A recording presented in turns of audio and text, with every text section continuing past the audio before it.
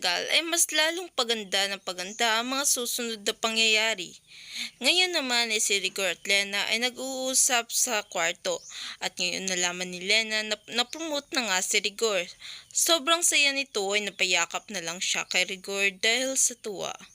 Habang si Marites naman at Santino ay nag-uusap tungkol kay Tanggol. Sinabi niya na nakita niya umano si Kuya Tanggol niya at binukbok pa nga nito ang kanyang kaaway. Sinabi naman ni Marites na kahit anong gawin umano niya sa kuya niya ay hindi ito magtitino at hindi ito lumalayo sa gulo. Pero sabi ni Santino ay hindi daw umano kasalanan ng Kuya Tanggol niya. Si Tanggol naman iniisip niya ang nakaraan nila ni Bubbles, kung paano sila magkakilala at kano sila naging matalik na kaibigan at sa mga tinulong ni Bubbles sa kanya at hindi niya ito natulungan nung sa panahong kailangan siya ni Bubbles. Sinisisi niya pa rin ang nangyari dahil hindi umano na naprotektahan si Bubbles. Si Bubbles naman ay nagising sa umaga, ngunit tulala pa rin ito na para bang hindi niya alam ang mga gagawin dahil na rin sa nangyari sa kanya.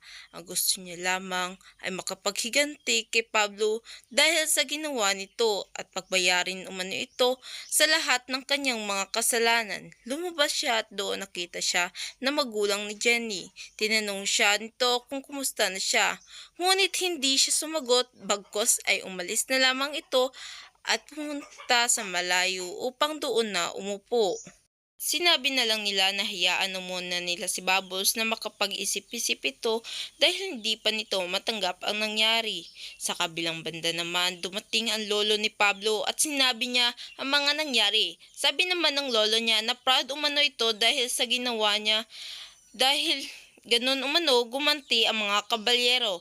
Sa kabilang banda naman ay nagising sila Tanggol at sinabi ng mga magulang ni Jenny na nandun si Bubbles at nakaupo ito.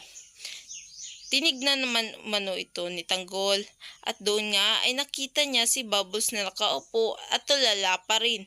Naawa naman dito si Tanggol at agad din niyang nilapitan si Bubbles.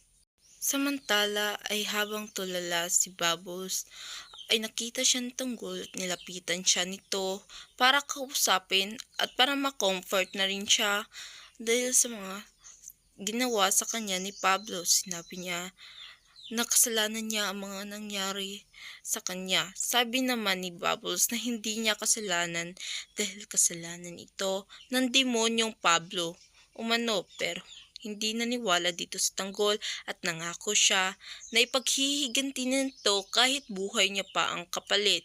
Sinabi naman ni Bubbles na hindi niya kailangang gawin iyon, ngunit hindi nakinig sa kanya si Tanggol. Bagkus ay umalis pa rin ito at ipagpapatuloy ang kanyang paghihiganti kay Pablo. Hanggang dito na lamang, maraming salamat sa inyo.